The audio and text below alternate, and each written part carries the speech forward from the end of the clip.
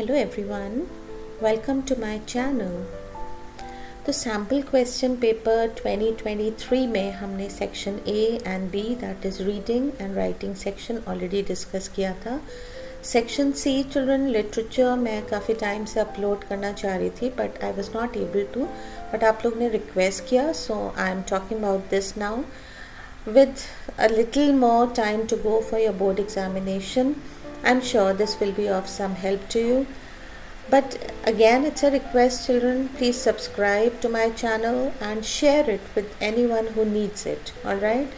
इतना ज़्यादा कंटेंट है क्लास 12 का 11 का and in general English, and otherwise there are so many tips and tricks and vocabulary based videos also, children. आप please दूसरों से भी शेयर करिए. Basically this channel is meant for all age groups.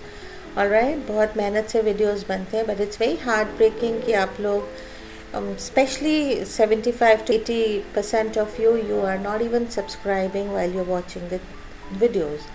Anyway, चलो let's begin with it. अच्छा, class 12 में जो sample question paper अभी लेटेस्ट आया है children, this is the first sample question paper I am talking about.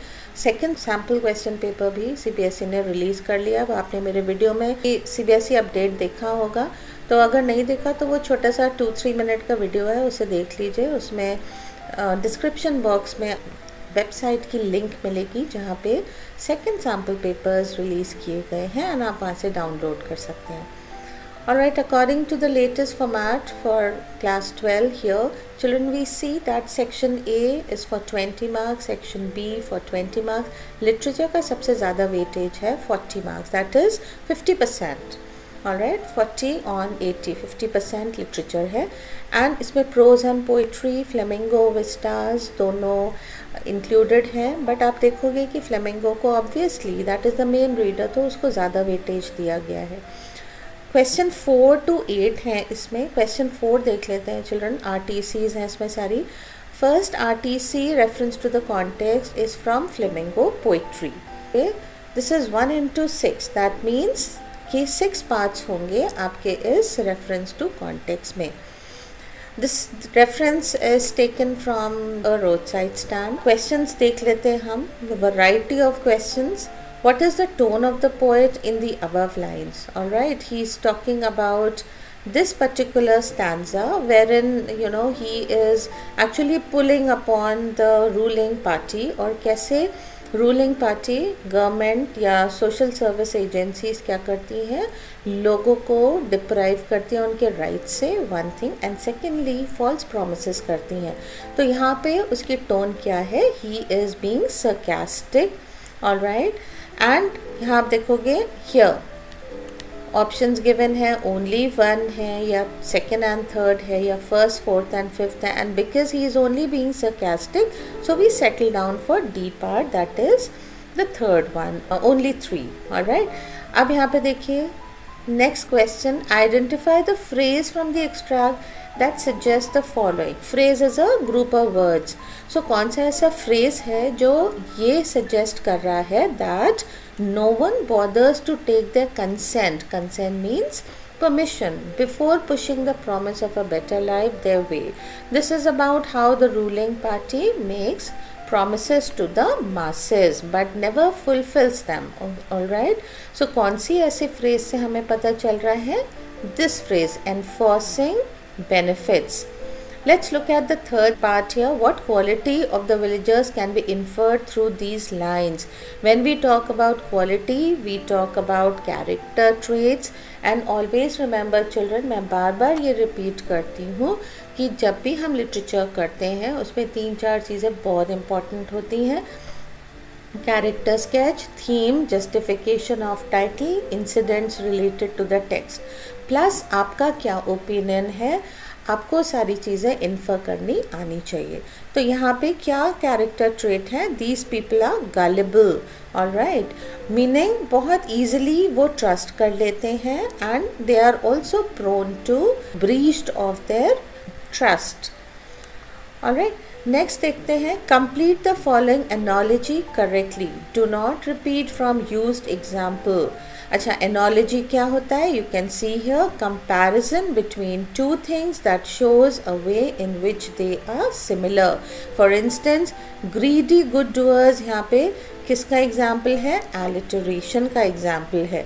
तो फिर हमें क्या करना है? हमें ऑक्सीमोरॉन का एग्जाम्पल ढूंढना है इस आरटीसी में.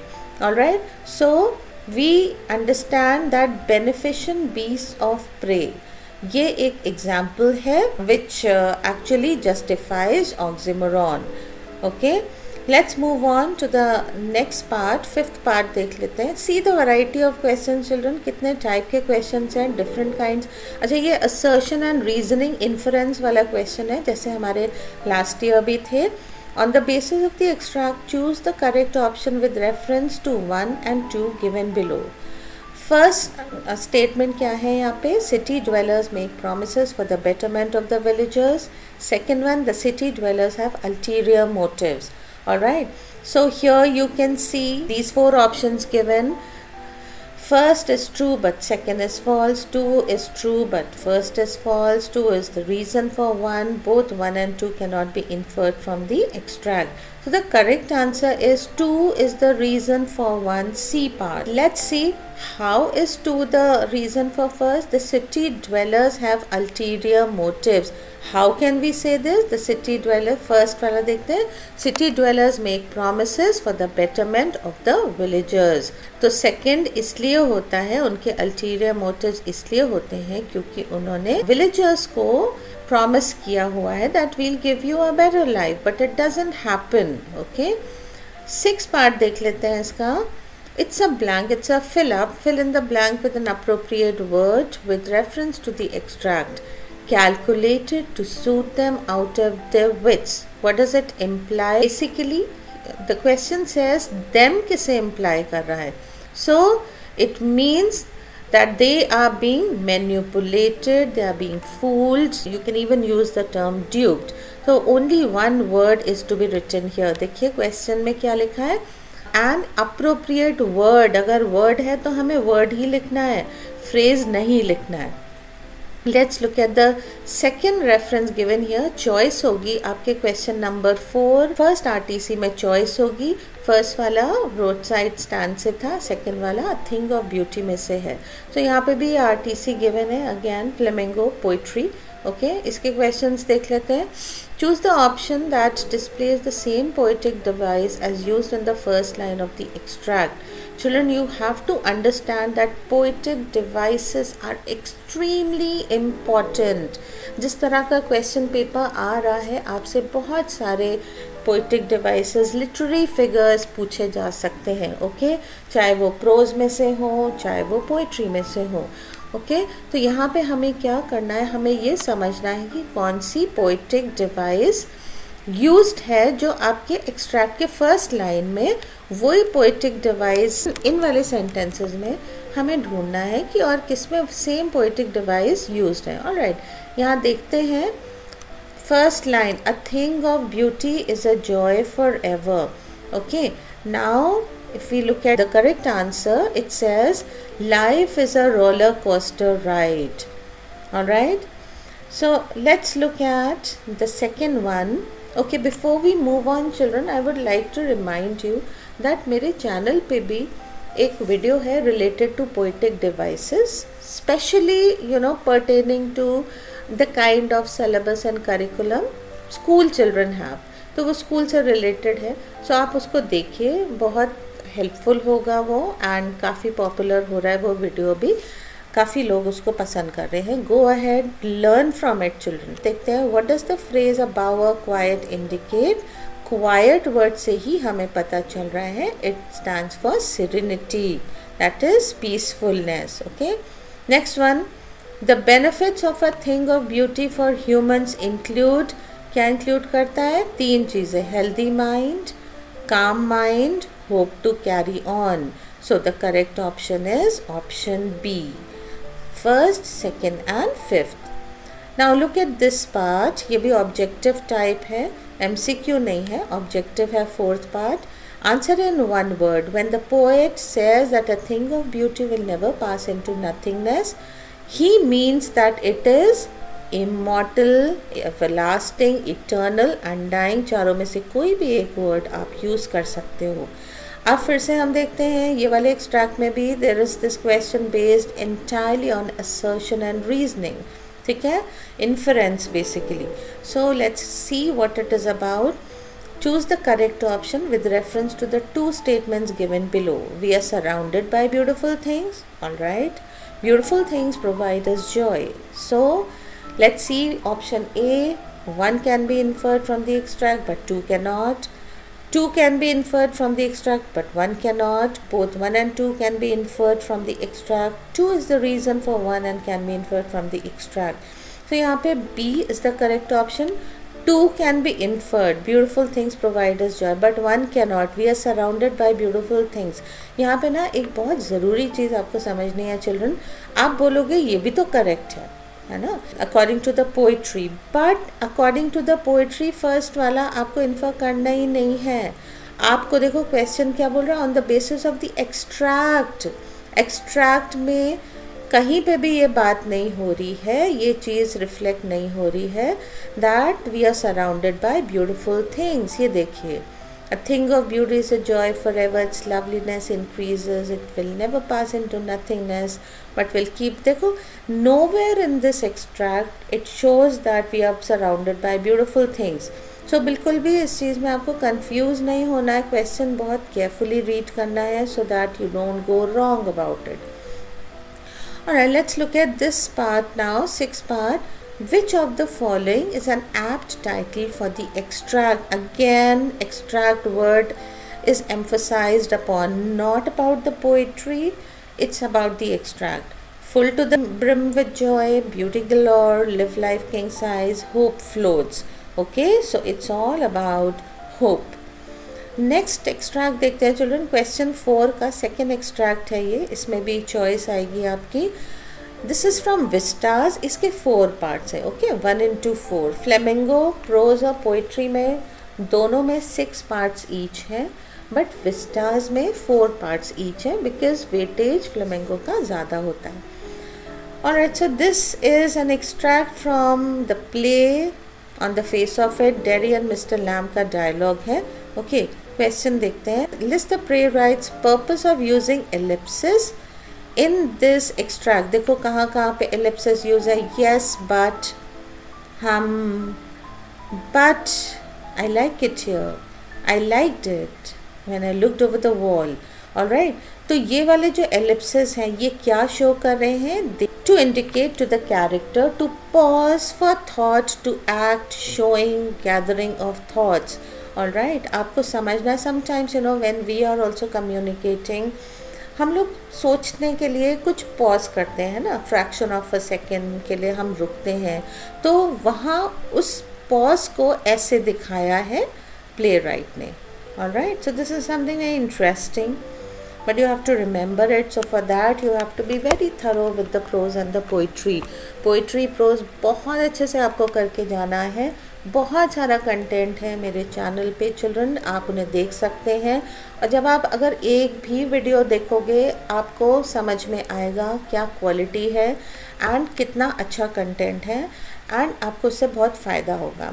बॉटम लाइन इज़ बहुत फ़ायदा होगा and that is the main thing. Again children we see there is a question based on characteristic traits. अभी मैंने आपको क्या बोला था, कैरेक्टर ट्रेट्स बहुत इंपॉर्टेंट होते हैं. ऑलराइट, किसी का भी कैरेक्टर स्केच आ सकता है एग्जाम में. तो select the option that best describes Derry and mister Lamb. यहाँ पे कुछ डेरी के कैरेक्टरिस्टिक्स हैं, कुछ मिस्टर लैम के हैं. आपको वो ऑप्शन चूज़ करना है जिसमें दोनों एप्ट हों. Alright, so we understand that the first one is the correct one because Derry was an introvert while Mr. Lamb was a friendly person. Third option देख लेते हैं इसका. Which of the following best summarizes Mr. Lamb's attitude towards the bees? So, what does it show? The beauty of the world lies in the details. ये हमने कैसे conclude कर लिया कि यही correct answer है? Because when he talks about buzzing of the bees, my bees are not buzzing, they are humming. So it's all about one's attitude, how you look at a thing, matter of attitude basically.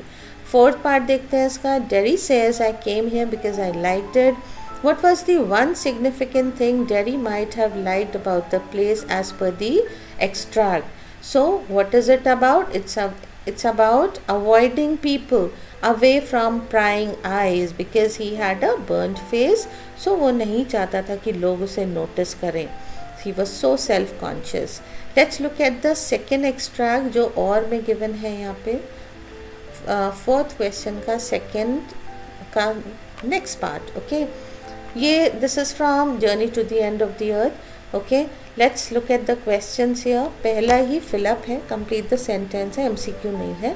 Complete the sentence appropriately with reference to the extract. The writer refers to the educational opportunities as inspiring. Why? Because look at this answer, मैंने यहाँ लिखा हुआ है, आप देख सकते हो. These educational opportunities would motivate them to work towards the goal of the planet, allow them to observe firsthand that the planet needs to be respected, nurtured rather than abused. Alright, so ये अगर आपने chapter अच्छे से पढ़ा है, it will come easy to you. Next देख लेते हैं इसका part. Which of the following would not be a life changing experience. कौन सा ऐसा एक्टिविटी है जो लाइफ चेंजिंग नहीं है. Being given the lead role in a play, going on an adventure trip, playing a video game, meeting a great leader you admire. Alright, so बाकी 3 A, B and D से आपके life में changes आ सकते हैं. But while playing a video game, कोई change नहीं आएगा. So it is not a life-changing experience. Third part, select the most suitable title for the given extract. Adventure with a mission, Adventure, the spice of life, Wanderlust, students of the future. So we understand Adventure with a mission is the right answer. Why? यहाँ पे एक mission क्या था, एक agenda क्या था कि it has to be an eye opener for the youngsters. और youngsters को क्यों ले जाया गया था? Because they are the future caretakers of the planet. और उनको अगर समझ में आ जाएगा कि कितनी critical condition है planet की, तो they will act और कुछ करेंगे वो उसको safeguard करने के लिए. फोर्थ पार्ट देख लेते हैं. Why does the writer refer to act as more important than absorb और लर्न. यहाँ पे आंसर लिखा हुआ है मैंने. Because having the right knowledge और inclination, understanding is just half the job done. ठीक है, समझना तो सिर्फ आपका फर्स्ट स्टेप हुआ ना. एक्चुअली अगर आप समझ के कुछ ना करो तो there is no benefit out of it. So we see here it fails to have an impact till it is applied, practiced, but put to use in our actions. Okay, तो ये हमारे 2 एक्सट्रैक्ट हो गए, एक poetry में से flamingo और एक विस्टास में से. नेक्स्ट देखते हैं. अब देखिए फ्लेमिंगो प्रोज में से है ये extract. This is from poets and pancakes. Alright, and let's look at the. इसमें फिर से 6 पार्ट्स हैं. Select the option that completes the given sentence appropriately. Stages of worldly experience in the given context would refer to situations that require one to be street smart. Alright, stages of worldly experience. Second part देख लेते हैं. Select the suitable word from the extract to complete the following analogy. अब analogy यहाँ पे क्या है, मैंने पहले भी अभी भी बताया था. Meaning is comparison between 2 things that shows a way in which they are similar. So sealed का मतलब क्लोज्ड है, तो प्रोपेल्ड का मतलब क्या है, कैटरपिल्टेड. ओके, थोड़ा सा वोकैब को इन्हांस तो करना ही पड़ेगा. Select the correct option to fill in the blank. The harm done to the actress was or an unintentional act. Why was it unintentional? Because the lawyer was stupid. Okay, he did it, but he did not intend to harm her in any way. Based on the above extract, choose the statement that is true for the legal advisor. So वो कैसा था? Here we understand that he did not gel well with others in the department. If you remember, he was a part of the story department and he was a man of cold logic. ठीक है, बाकी सब तो poets थे, dreamers थे, but he was not so he was different. Fifth part, identify the textual clue, मतलब हमें pros में से देखना है कि जो भी क्वेश्चन पूछा गया, that allows the reader to infer the writer sympathetic towards the professional fate of the actor. So sad end से हमें पता चलता है अशोकामित्रन ऑथर को बहुत बुरा लग रहा है कि उसका करियर एंड हो गया था। Then there's a fill up again, complete the sentence with an appropriate explanation as per the extract. The writer uses the word uniform to refer to the outfits of the department members because just like a uniform is a common dress code for all, similarly their apparel dress was nearly the same. क्या था? Khadi shirt and khadi dhoti. That is why uniform word बोला गया, सब एक जैसा ही almost dress पहने रहते थे वहाँ पे, because they were all followers of Gandhi. ये दूसरा है फ्रॉम फ्लेमिंगो प्रोज, इंटरव्यू में से लिया गया है। क्वेश्चन देख लेते हैं। What is the most likely reason some people consider the practice of interview to be an art? Okay, किस लिए? Because it includes a lot of creativity and imagination. So third part is the correct one. Second one, rewrite the sentence by replacing the underlined phrase with its inference. Celebrities feel that an interview diminishes them. इसका मतलब क्या है? They feel that an interview makes them appear ordinary, negatively impacts or weakens them their aura. Okay, मतलब it's like कि अगर उनका ज़्यादा exposure होगा तो फिर उनकी जो इम्पोर्टेंस है वो कम हो जाएगी। On the basis of the extract, choose the correct option with reference to the two statements given below. Celebrities don't consent to be interviewed. Interviews intrude the privacy of celebrities. So the correct answer is D part. 2 is the reason for 1, meaning in interviews intrude the privacy of celebrities, इसलिए celebrities don't consent to be interviewed. Next part देख लेते हैं, rationalize to support the given opinion. To say that interview in its highest form is a source of truth is an extravagant claim. अब answer देखते हैं इसका। It is an extravagant claim as an interview cannot be a source of truth due to the following. और क्या answer है? Interview may be scripted, people may get false statement, certain questions may be left unanswered. Okay, तो हम ये बोल सकते हैं कि इंटरव्यू बिल्कुल जेन्युइन, मतलब एब्सोल्युटली जेन्युइन नहीं है। It's not a source of truth. Next one is based on vocabulary children. Here fifth part, replace the underlined word with its antonym from the extract. Some celebrities hate the idea of having to give an interview because it makes them feel like supporters. तो supporters का antonym क्या है? Victim. So the correct answer is victims. Next one, the author's views on interview in the extract can best be described as statements based on facts. Okay, this also you can understand as you read the prose piece.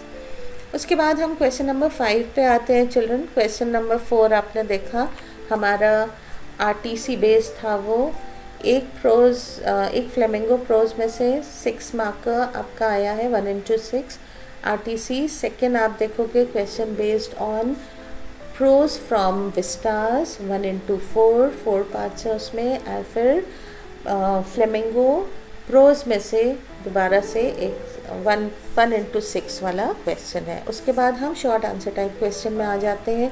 40 to 50 words each है, ये आपको ज़रूर ध्यान रखना है। Word limit से हमें adhere करना है, 2 marks each.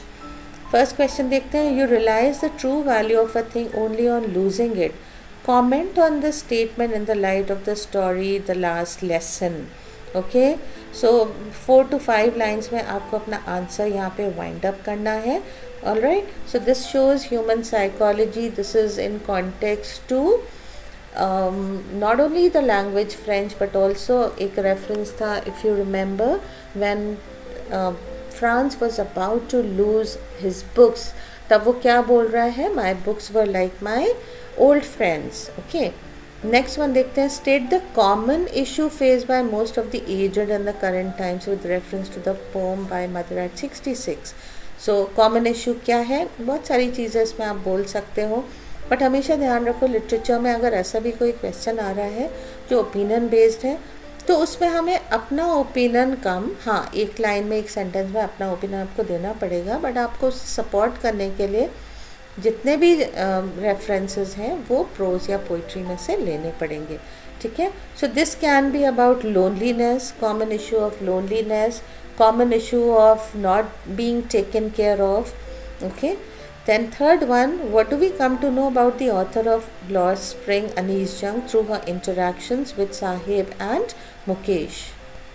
See, if we talk about the author Anees Jung, we understand that she is trying to bring about awareness in the society. तो वो अपने पेन के थ्रू, लाइक वी से ना, the pen is mightier than the sword, so authors चाहे तो writers चाहे तो बहुत बड़ा रेवोल्यूशन ला सकते हैं।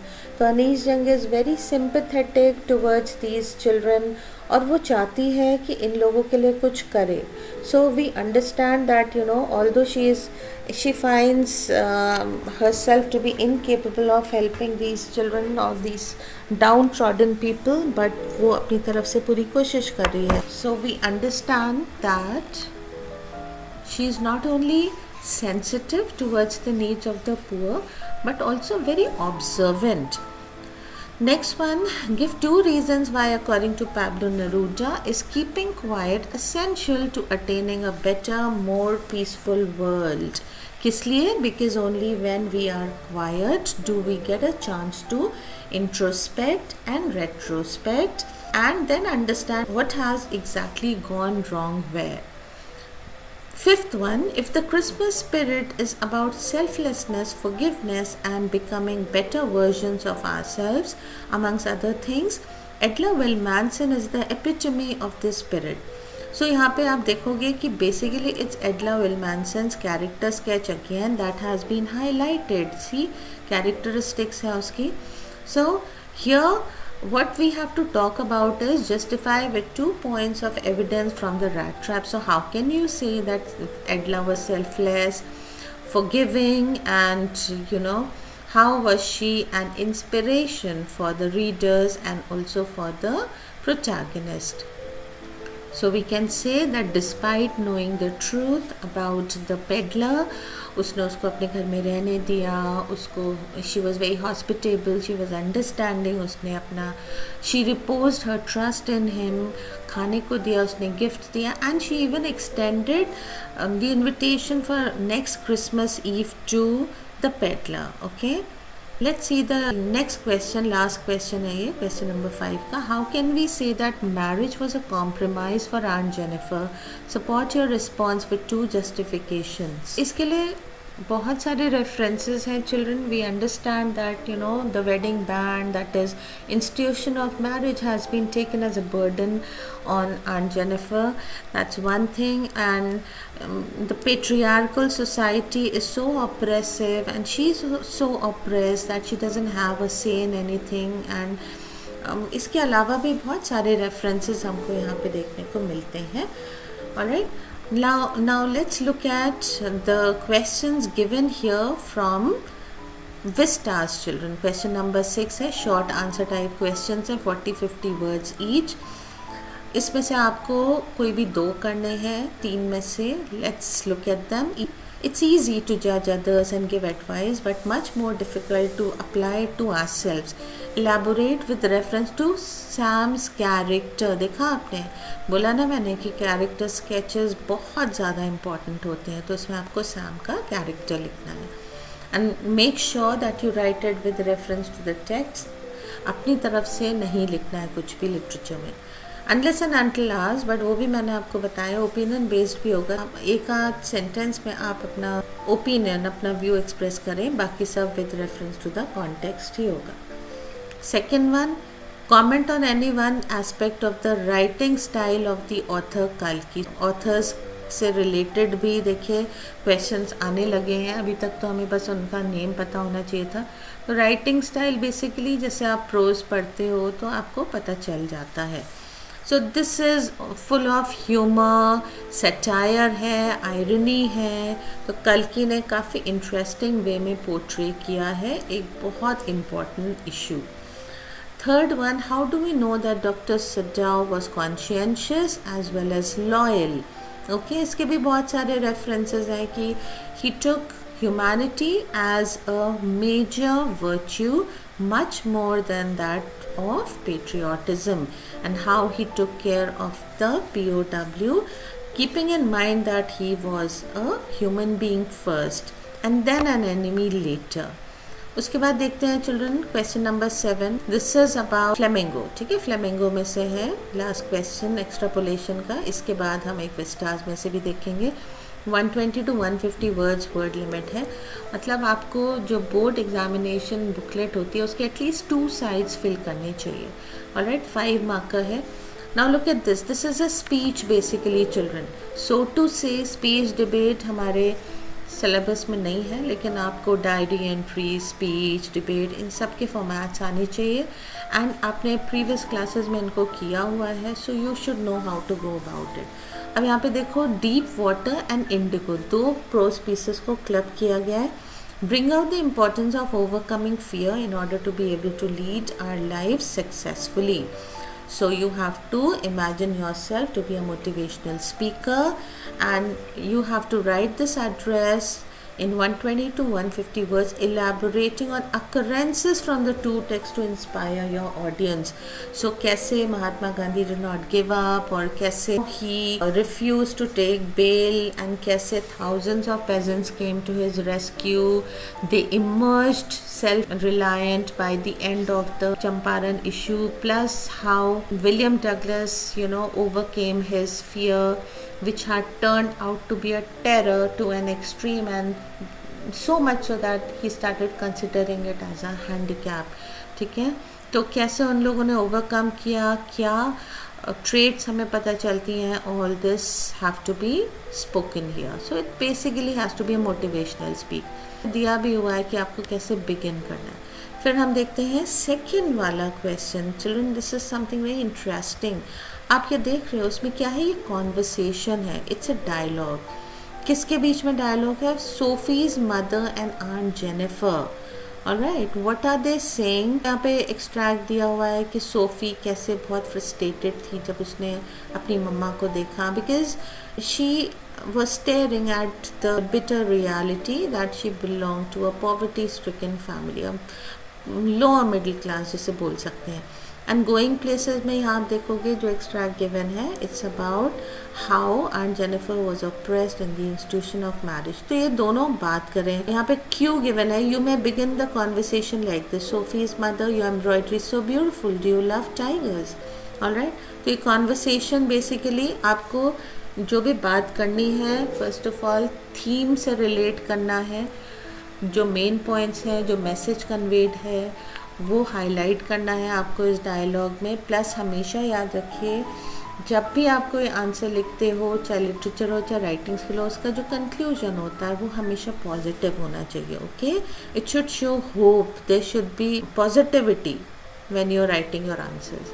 लास्ट क्वेश्चन चिल्ड्रन देख लेते हैं. This is from Vistas. Extrapolation 120 to 150 words. When I say extrapolation, I mean to say long answer type question. ठीक है, this is again from Journey to the End of the Earth.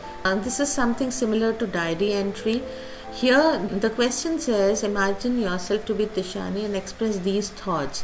So it's, when she has returned and she is reflecting on how her decision to go on this excursion helped her out.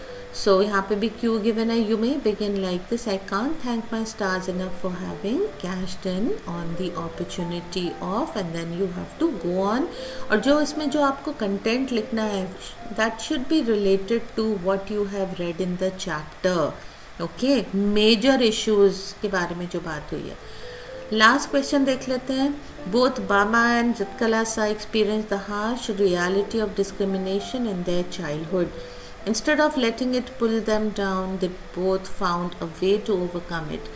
You wish to include a cameo of both in your upcoming blog post. Okay यहाँ पे cameo का word मतलब क्या है? A short description that neatly encapsulates someone or something. अब see, there is comparison and contrast basically about the two ladies. Okay कैसे बामा ने अपनी सिचुएशन को टैकल किया, कैसे इज़्ज़त कला सा ने किया. So they both had their own ways, but it was a similar kind of struggle. Alright, so here we see, as a part of the research, compare and contrast the experiences faced by the two and their responses to these experiences. Q given है, include the similarities and differences in the discrimination they face, the feelings, determination to overcome, success. Alright, so how with determination and perseverance success came to them. यहाँ पे something very very important जो मैंने आपके लिए लिखा हुआ है children, आपने देख ही लिया होगा. कोडर ज़रूर यूज़ करना है, must use coder for extrapolatory questions children.